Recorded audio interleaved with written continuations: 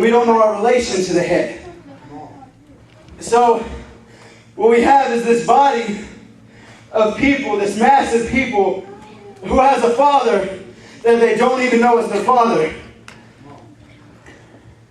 We have this body of people who don't understand who they are, and they're running around trying to be somebody that they were not intended to be.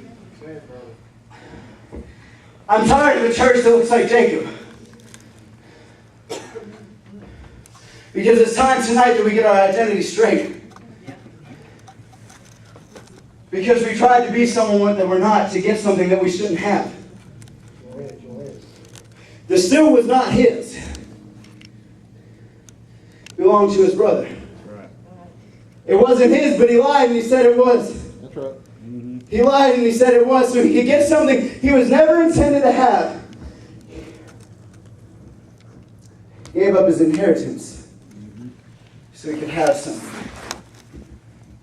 So, I think we've become a body who has pushed aside our inheritance, what he has for us, because we want other things.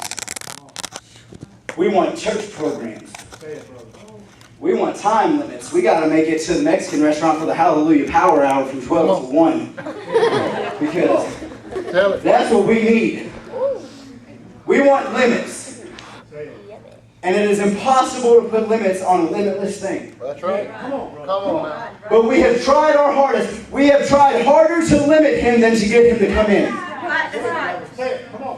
We have tried harder to limit what he can do than asking him to come in. And that is why the American church has not experienced revival in years. Not the real revival. Because they don't want him to come in. They want him to sit down and fold his arms and act just like everybody else does. If you don't want your kids to dance, don't ask for a God who dances. That's right. That's right. Because my word said he dances over me. Uh-huh. He dances over me. He sings over me. That's it. That's the word. I doubt that my God comes into church and folds his arms. Come on.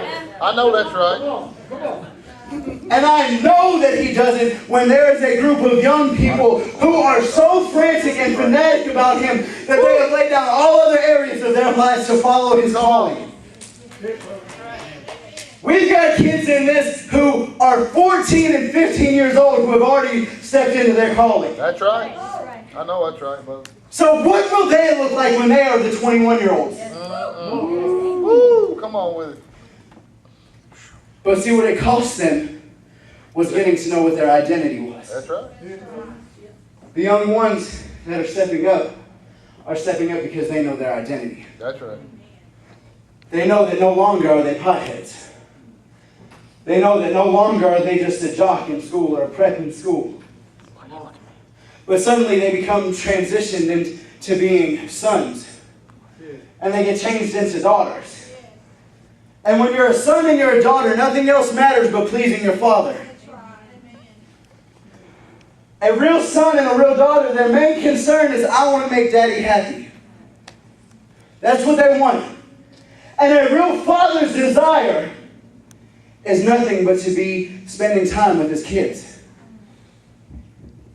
We haven't experienced revival because we have men and women who don't have an idea that they're sons and daughters. That's it.